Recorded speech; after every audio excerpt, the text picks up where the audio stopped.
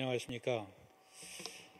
1995년 12월에 파송을 받아서 96년 1월부터 선교를 시작한 임바울 선교사입니다.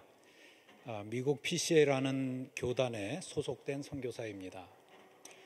2살, 4살, 6살의 딸 하나와 두 아들을 데리고 눈 덮인 벌판을 바라보며 한편으로는 격동된 마음으로, 다른 한편으로는 이 어린아이들과 어떻게 이곳에 생활을 시작할까 염려하는 마음으로 선교사의 삶을 시작하였습니다. 1992년으로 기억되는데, 워싱턴 지역에서 제가 목회를 할 때에 교인들과 함께 시카고 선교대회에 참여를 했던 적이 있습니다. 조금 더 말하고자 하는 선교사님들과 빨리 끝내고자 배를 치면서 진행하던 진행위원들을 바라보면서 이런 모임을 올 필요가 있을까 하는 마음으로 떠났던 저였는데, 그래서 실제로 그 이후로 이런 모임에는 거의 참석을 안 했던 저였는데, 제가 이런 대회에서 간증 자리에 설 줄은 몰랐습니다. 그래서 재촉 안 받으려고 간증문을 다 써서 읽고 있습니다. 저의 스타일은 아닙니다. 오래전에 제가 Strength Finder라는 그 테스트를 받은 적이 있습니다. 장점 찾기 분석 그 시험을 받았었는데, 거의 모든 강점이 Strategist, 전략가라는 그러한 그 분석이 나왔습니다. 좋게 말하면 전략가이지만 다른 표현은 좀 전략적인 논리가 사고하는 데 편하다는 말이기도 합니다.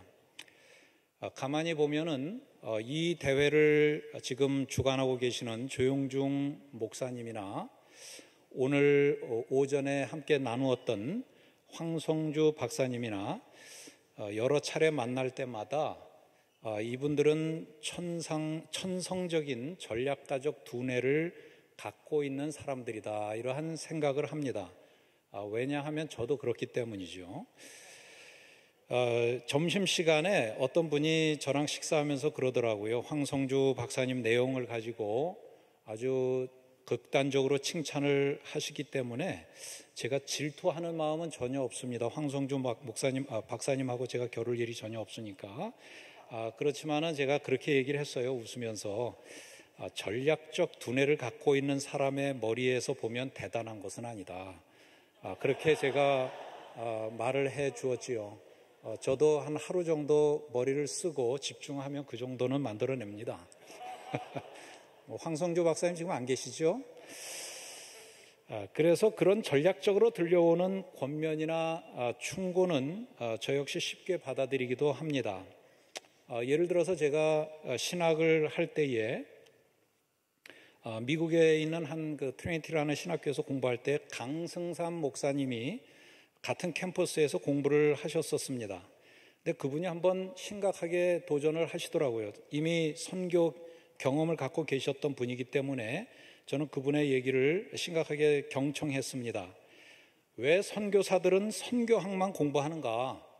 선교지에서 신학교를 해도 강의할 수 있는 내용이 다 선교 강의밖에 없기 때문에 제발 여러분들은 선교사로 나가기를 원하면은 THM을 할 때에는 좀 다른 과목들을 공부해라.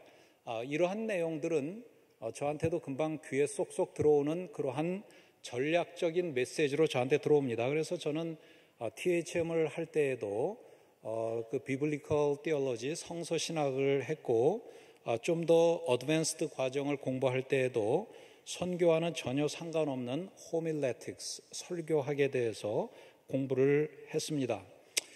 저희 같은 사람들 앞에 와서 억지 부리고 큰 소리 치면서 우기는 것은 저희들 머리에는 잘 접수되지 않는 그러한 내용들입니다. 처음 선교지에 가서 언어를 어느 정도 하고 사역에 참여를 고민할 때에 자연스럽게 주어지는 고민이, 혼자서 내가 할 수 있는 일을 할까? 아니면 내가 할 수 있는 일을 여러 명에게 할 수 있도록 도와줄까? 이 부분을 고민하였었습니다. 그래서 저는 훈련 후에 파송 사역을 시작하였습니다. 하지만은 같은 예배의 형식이라든지 교회 목양의 통일된 스타일이라든지 이런 것들은 일체 가르치지 않고 스스로에게 알아서 하라고 했습니다. 예배의 원리를 가르쳤기 때문이고, 설교의 원리를 가르쳤기 때문이고, 목회의 원리를 가르쳤기 때문에 나머지는 알아서 하도록 그렇게 요청을 하였습니다. 실제로 저로부터 파송을 받아서 목양 사역을 하는 목회지를 방문해 보면은 모든 교회의 스타일이 다 달랐습니다. 하나도 통일된 스타일이 없습니다. 하지만은 저는 그 방법을 택해서 사역을 진행했습니다. 2007년에는 핵심 사역자들과 베트남과 캄보디아를 육로로 정탐을 하면서 선교에 대해서 도전을 하였습니다.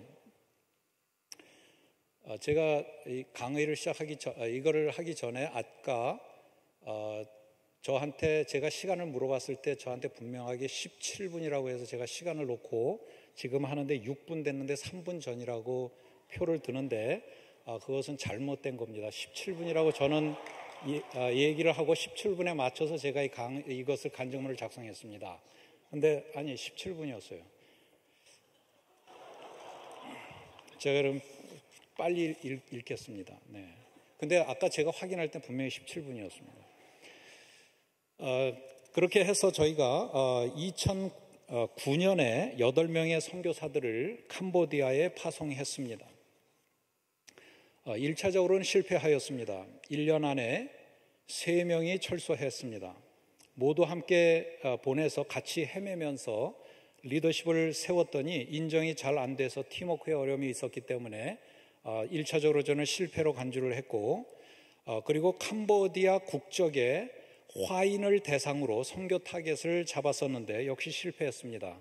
5년간 화교교회를 하다 1세 한국인이 2세 재미 한국인을 목회하는 것과 같다는 판단 하에 포기하고 캄보디아 목회로 전략을 바꿨습니다. 중국인 선교사 지망생들을 위한 선교사 훈련원이라든지 이미 파송을 받은 중국인 선교사들과 저들을 파송한 중국인 선교단체나 교회들과의 중간에서 선교 중국 포럼 같은 것들을 심각하게 진행하고 있습니다. 한국교회는 알리지 않고 진행하는 내용입니다.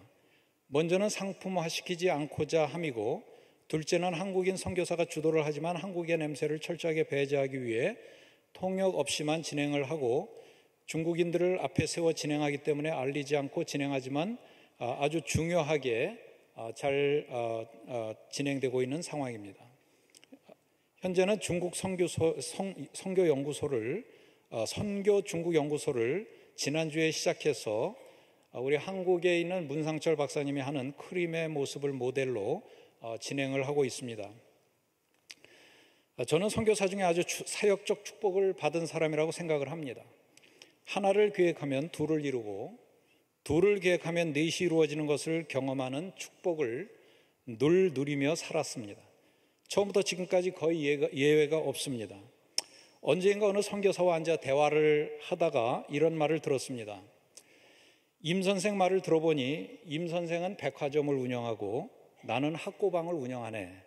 저는 그 말에 충격을 받았습니다. 그때 이후로 선교사 앞에서는 숫자를 말하지 않습니다. 무슨 일을 하냐고 개인적으로 별 생각 없이 질문에는 저 역시 별 생각 없이 아무 일도 하지 않는다고 말을 합니다. 생각을 갖고 질문을 하면 생각 있게 답을 하지만 그래도 조심스럽게 말을 합니다. 이러한 사역적 결과를 놓고 저는 저 스스로 생각할 때 제가 꽤 괜찮은 사람이라고 생각했었습니다. 그리고 늘 다른 사람들을 우습게 여기는 발언을 하였습니다. 그런데 나중에 보니까 제가 괜찮은 사람이 아니었습니다. 제가 어느 날 사역을 할 때에 호흡곤란증이 발생했습니다. 처음으로 병원에 누워 있으면서 많은 생각을 했습니다. 그런 과정 속에 저희 할아버지는 오래전에 러시아에 파송을 받았던 선교사 출신입니다. 할아버지, 어머니 등을 생각하면서 뒤에서 기도하는 분들의 기도, 누적된 기도, 겹불 쬐면서 따뜻함을 느끼는 나의 모습 등을 생각하게 되었습니다. 뒤에서 드려지는 간절한 기도의 후원은 실로 중요한 것이 아닐 수 없습니다. 언젠가 어머니가 제 딸이 결혼하기 전에 어머니가 저한테 전화를 했습니다. 전화를 하시고선 한숨을 계속 쉬십니다. 어머니 왜 한숨을 쉬십니까? 왜 그러세요? 무슨 일 있습니까? 어머니가 그렇게 얘기했습니다. 너 딸 시집 보내려고 선교비 건드리는 건 아니니? 제가 그 말을 듣고 마음에 원래 그러시는 어머니니까 제가 미국에 어쩌다 가도 선교비 너무 많이 지출하는 거 아니냐 이렇게 늘 얘기하시는 분이니까 그런 얘기를 들을 때 크게 놀랍지는 않지만 마음에 상당히 도전이 됐습니다. 어머니 다 그런 것은 아니니까 걱정하지 마십시오. 그러면서 제가 처음에 중국에 갔을 때 저의 모습이 생각났습니다. 어머니가 중국에 한번 오시겠다고 할 때에 제가 어머니에게 이런 얘기를 했습니다. 어머니, 저 선교비 가지고 어머니 못 모십니다. 체류비 가져오세요. 그래서 그 옛날에 저의 모습과 이번에 딸 결혼할 때 어머니의 모습이 역시 그 어머니의 그 아들이다. 선교사들이 아닌 후방에 계시는 가족들과 목사님들 또 모든 성도님들의 후방의 기도는 대단히 중요하다고 생각을 합니다. 마지막으로 저는 아직 6분이 남았다고 생각했는데 앞에 계신 분들이 제가 잘못된 건지 저분들이 잘못된 건지 저는 분명히 17분으로 봤는데 7분의 선교사를 불러서 간증하라고 그러면 무슨 말을 하고 내려갈 수 있겠어요?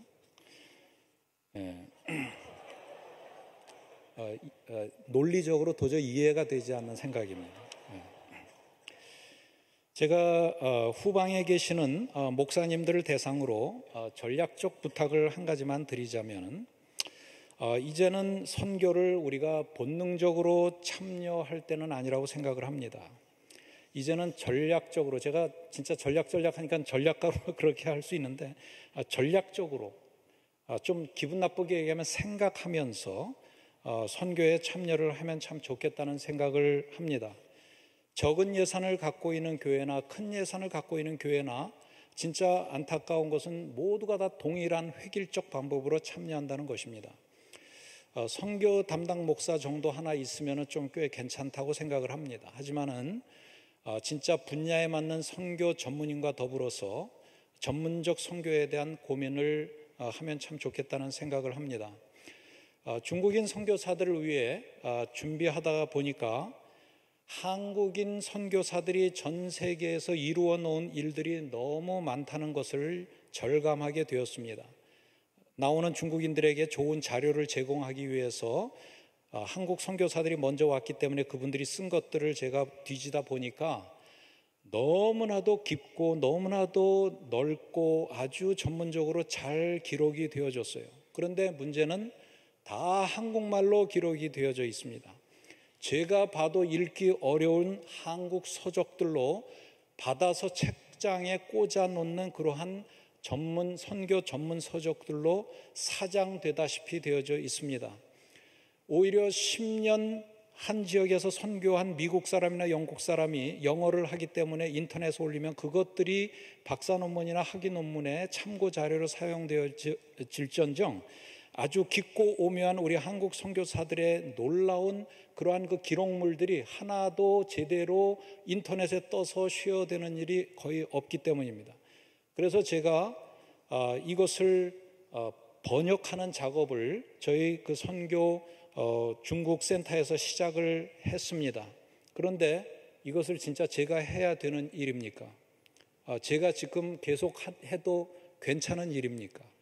제가 볼 때는 이러한 고민들을 좀 규모가 있는 교회나 단체에서 이러한 것들을 고민해서 40년, 50년 된 한국 선교사들의 그러한 그 전략과 그 지역에 대한 분석과 문화적 분석, 전략적 분석이 가득 담겨져 있는 보배와도 같은 그러한 것들을 이제는 영어로 중국어로 번역을 해서 이제는 많은 사람들이 그것을 인터넷에 올려서 참고로 사용할 수 있는 그러한 것들이 되면 참 좋겠다는 바람을 마지막으로 하면서 간절히 기도해 주시고 전략적으로 참여를 고민해 주시기를 간절히 바라면서 이만 줄이겠습니다. 감사합니다.